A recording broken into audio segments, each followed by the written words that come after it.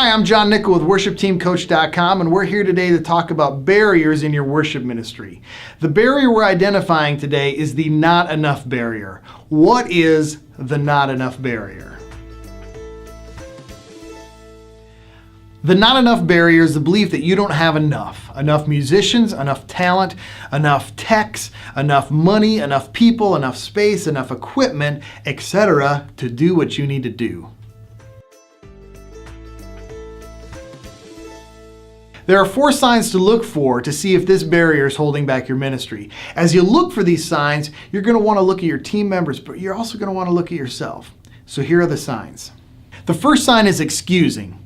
If you or your team members make excuses for not being good enough, this barrier might be holding you back. The second sign is wishing. If you or your team members spend considerable amount of time wishing for things you don't have and can't get, this barrier might be holding you back as well.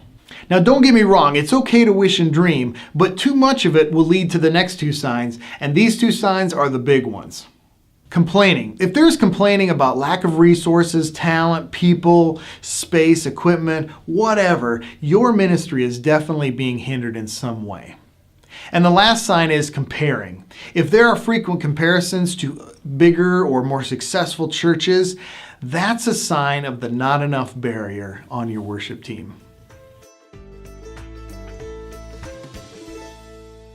There are 4 big reasons why this barrier could hinder your ministry and my ministry. First, it keeps me from making the most of what I do have because I'm so focused on what I don't have. All the time and energy spent excusing, wishing, complaining, and comparing keeps my heart focused on what I lack versus what I've been blessed with. Because of that, it allows what I don't have to dictate my direction versus using what I do have to make just the next step towards where God is calling me. Because I'm so focused on something I don't have, there's a good chance I'm missing what God is calling me towards. The third reason why this barrier hinders my ministry is because it puts extra requirements on worship that don't need to be there. I don't need drums to worship. It's great to have them, but we don't need them in worship.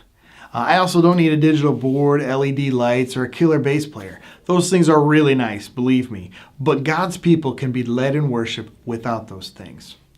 Ultimately, the biggest reason this barrier hinders my ministry is this. It's failing to trust God.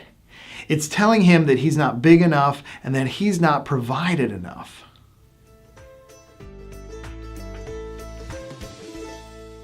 We don't usually talk about Samson when it comes to worship leading, but he gives us a great example of using what you've been given and making the most of it.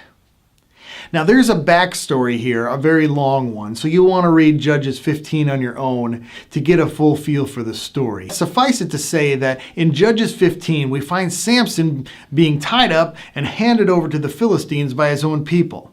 And here's what happens. Judges chapter 15 says this, "The Spirit of the Lord came powerfully upon him. The ropes on his arms became like charred flax, and the bindings dropped from his hand. Finding a fresh jawbone of a donkey, he grabbed and struck down 1,000 men." The only weapon or tool Samson had available to him was a donkey jaw.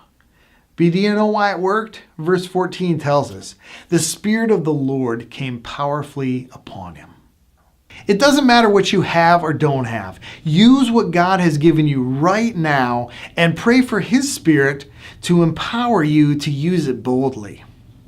And that's really what I want you to take away from this lesson. God has given you everything you need right now to do what He's called you to do right now. So embrace your current reality and ask God to help you make the most of everything that He's given you.